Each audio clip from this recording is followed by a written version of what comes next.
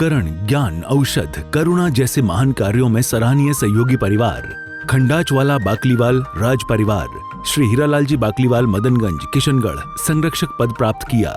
Shrimati Santosh Jain Hooda complex Rohtak, Shri Manoj Jain Shrimati ऋतु जैन गुड़गांव, श्री सर्वोदय जैन श्रीमती रजनी जैन परिजात, छवि जैन शिल्की जैन मुरादाबाद, श्री आदिनाथ दिगंबर जैन मंदिर प्रबंधकारिणी समिति गायत्री नगर महारानी फार्म दुर्गापुरा जयपुर, श्री सुनील जी लता जी सौगानी महारानी फार्म जयपुर, श्री अशोक कांता राहुल नीलू रुशिल निशिल कासलीवाल फागी वाले जयपुर, श्री संजय जी सीमा जी कासलीवाल साईवाड़ वाले जयपुर, सुनीला जी झांझरी सन्नी झांझरी मेघा जैन विवान वेदांत झांझरी जयपुर, श्रीमती राजदेवी श्री बसंत जी श्री नवीन पाटनी कालाडेरा वाले जयपुर, मुनिसंघ वैयावृत्त महिला समिति महारानी फार्म जयपुर, साधिका मंजू दीदी अशोक कुमार रोहित अभिलाषा मोहित आरती आरोही राजवी शौर्य तक्षवी छाबड़ा परिवार बांदीकुई वाले।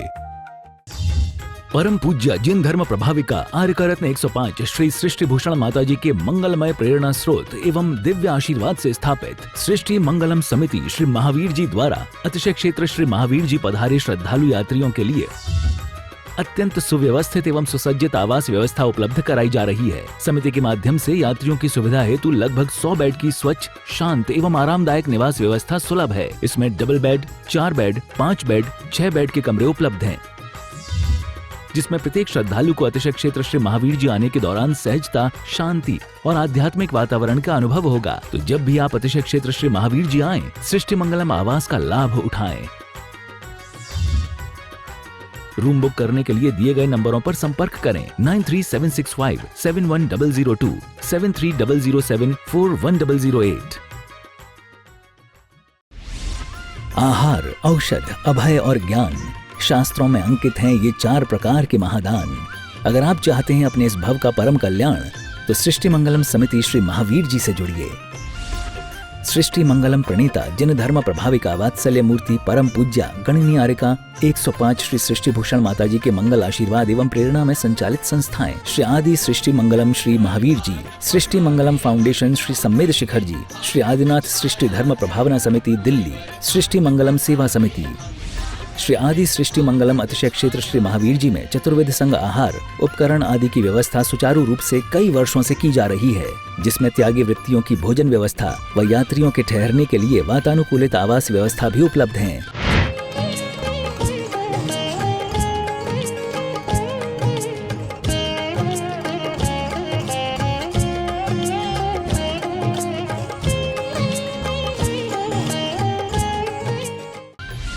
तो आप भी अपनी चंचला लक्ष्मी का सदुपयोग कर पुण्य के भागी अवश्य बने। 1 दिवसीय आहार व्यवस्था 2100 रुपए, सामान्य सदस्यता 1 वर्ष 11,000 रुपए, सामान्य सदस्यता 2 वर्ष 21,000 रुपए, सदस्यता 31,000 रुपए, विशिष्ट सदस्य 51,000 रुपए, अति विशिष्ट सदस्य 71,000 रुपए, संरक्षक 1,11,000 रुपए, शिरोमणि संरक्षक 2,11,000 रुपए।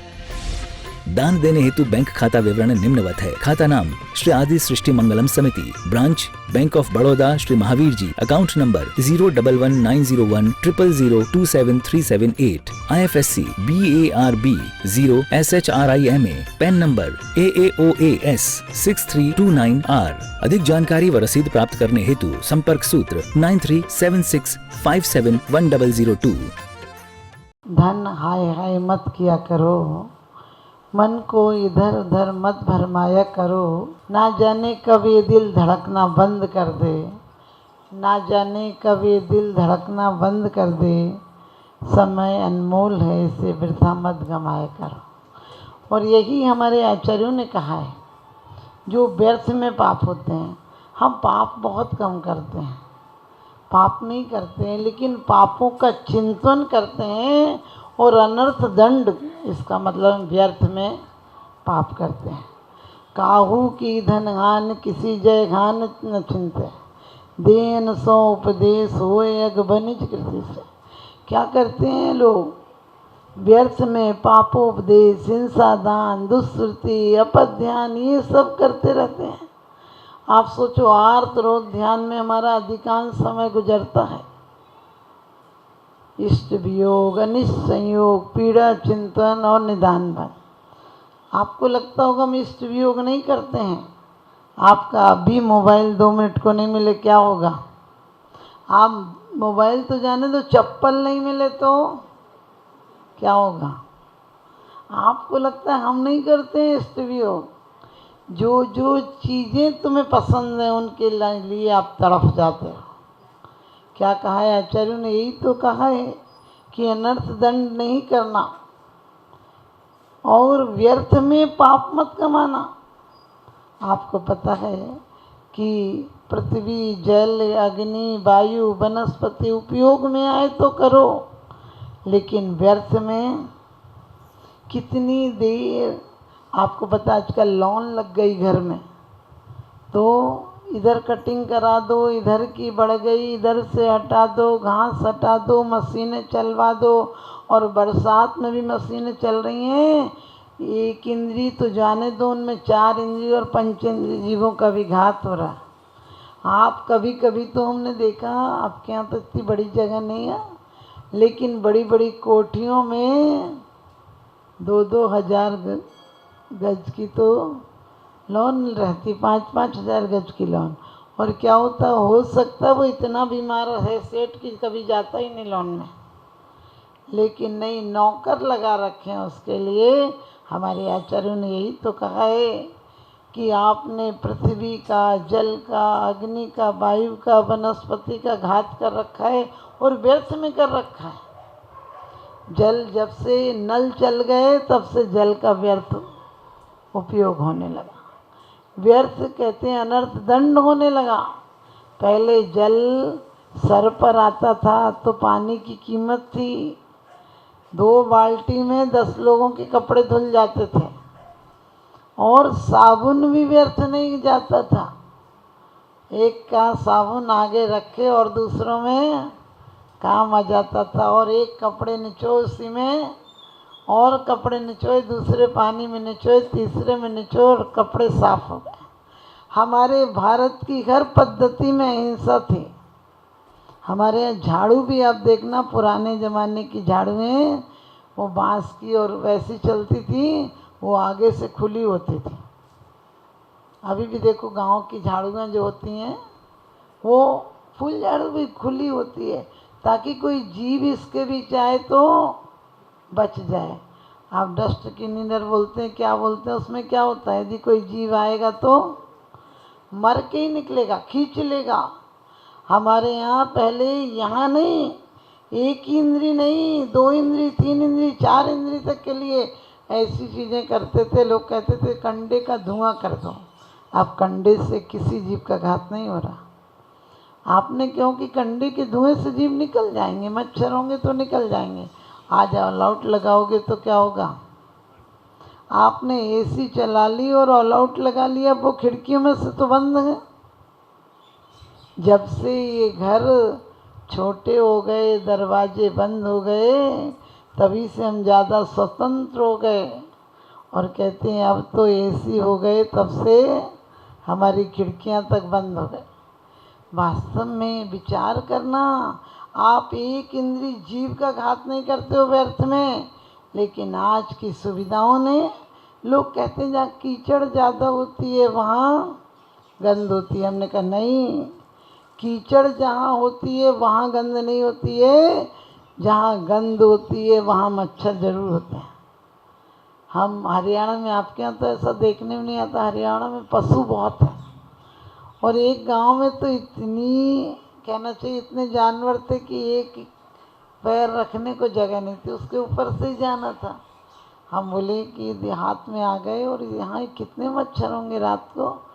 गाय गाय ही दिख रही, पूरे में गोबर ही गोबर दिख रहा है। पास में तालाब है गायों के नहाने के लिए, भैंसों को लोरने के लिए। एक मच्छर नहीं था, एक गंदगी नहीं थी, एक स्मेल नहीं थी, क्योंकि गोबर में गंदगी थोड़ी आती, गोबर से तो घर साफ हो जाता। एक मच्छर नहीं था।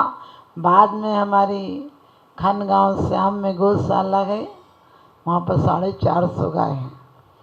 वहाँ बाद में पता चला, जब कृषि मंत्री आए तो उस समय उद्घाटन हुआ और पता चला फिनाइल और मच्छर आदि की दवाइयाँ सब गौमूत्र से बन रही, और सब आप उनको जीवों पर भी डाल देंगे तो मरेंगे नहीं।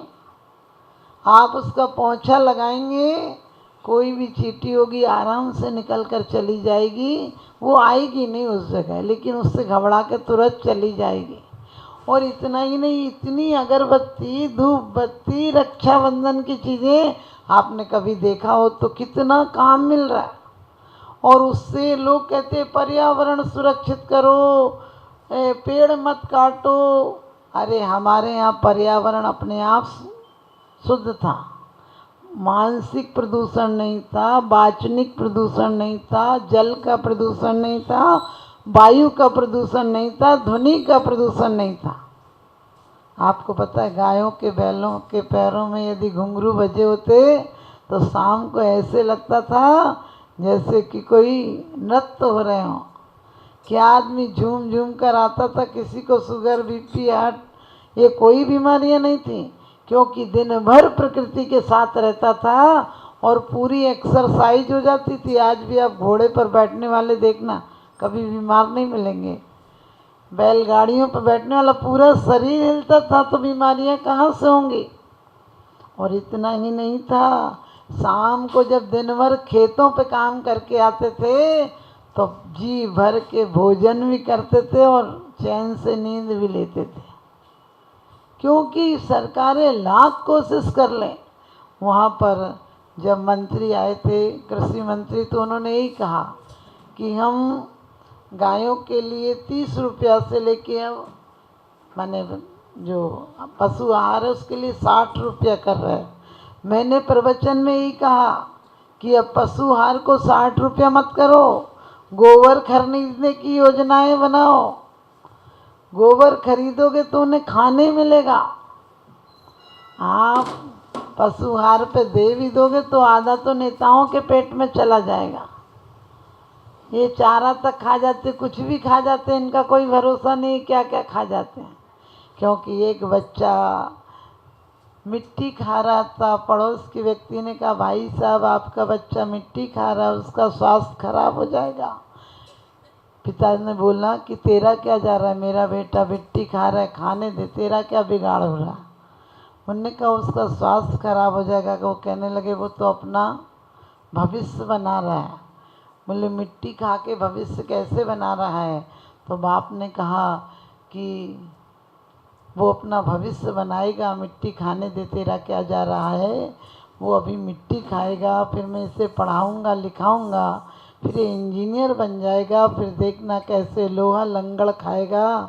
और करम जला यदि नहीं पढ़ पाया तो फिर मैं इसे नेता बनाऊँगा। फिर मिट्टी तो मिट्टी, फिर देखना सरिया, रोड, ईंट, पत्थर, चूना सब खा जाएगा और मौका आएगा तो देश तक खा जाएगा।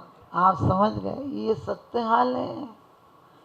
क्योंकि आज आदमी आदमी को खाने लगा है, आज आदमी आदमी को खाने लगा है, आदमी आदमी से दुश्मनी बजाने लगा है, और आदमी अब चांद पर जाने लगा है। क्या पता कब मिटेगा आदमी, क्योंकि आदमी ही आदमी को क्या दुश्मनी निभाने लगा है, आदमी ही आदमी से दुश्मनी निभाने लगा है। हम कभी भी सोच लें कि ईर्षा भाव नहीं बढ़े, ये नहीं हो, क्रोध नहीं हो, अहंकार का भाव न रखूं, नहीं किसी पर क्रोध करूं, देख दूसरों की बढ़ती को कभी न ईर्षा। लेकिन सच बताना, दूसरों के घर की देखकर आपको कलेजे पे सांप नहीं लौट जाते हैं। अरे जाने दो, इतना तक कि यदि एलसीडी बड़ी देख लें तो लगता है हमारे घर कब आ जाएगी, स्कूटी महंगी देख लें तो लगने लगता है ये तोता जैसे राम राम सुनाने से भगवान को क्या होगा। कभी बार हम बोलते हैं कि भाभी नल बंद कर दो, बोले चलने दो कोई बात नहीं, आधा घंटा पानी निकल जाएगा। अरे पानी निकल जाएगा।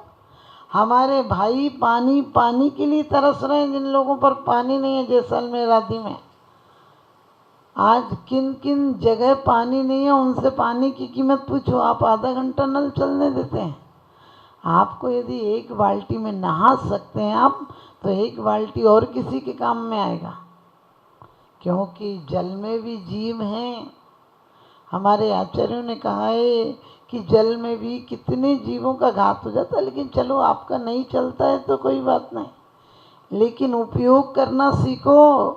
पहले जल की मर्यादा थी, पहले जल सिर पर आता था, इसलिए वाणी में भी मर्यादा थी। भाभी जी, जीजी भाई, जेठ जी, बाऊ जी, माँ जी, सबके साथ जी लगता था। लेकिन आजकल कोई के साथ आदमी को भी ऐसे बुलाती जैसे नौकर बुला रही है, और पापा जी कह के ऐसे कान खाती जैसे पागल चली आई हो। दिन भर कोई मर्यादा ही नहीं रही। विश्व पटल पर जैन धर्म की प्रभावना करने वाली ममता की साक्षात प्रतिरूप परम पूज्य गुरु माँ आर्यका रत्न 105 श्री सृष्टि भूषण माता जी, जिनकी प्रेरणा व मार्गदर्शन से अनेकानेक पुण्य के कार्य किए जा रहे हैं। माता जी के आशीर्वाद से सिद्ध क्षेत्र, अतिशय क्षेत्र एवं महानगरों में सेवा के पुनीत कार्य भी किए जा रहे हैं। अनेकानेक आध्यात्मिक पुण्य के कार्य, साधुओं के आहार, विहार, औषधि एवं उपकरण आदि की व्यवस्थाएं सुचारू रूप से कई वर्षों से की जा रही है। सृष्टि मंगलम भवन, मुख्य मंदिर के सामने वाली गली, श्री महावीर जी। यात्रियों के लिए वातानुकूलित कमरे उपलब्ध हैं एवं त्यागी वृत्तियों को भोजन की व्यवस्था है। संपर्क सूत्र 1 लाख से अधिक राशि देकर संरक्षण आदि पद प्राप्त कर सकते हैं। साथ ही छोटी राशि दान करके भी पुण्यार्जन कर सकते हैं। आप अपनी दान राशि दिए गए निम्नलिखित बैंक खाता विवरण में जमा करा सकते हैं। अधिक जानकारी हेतु संपर्क सूत्र।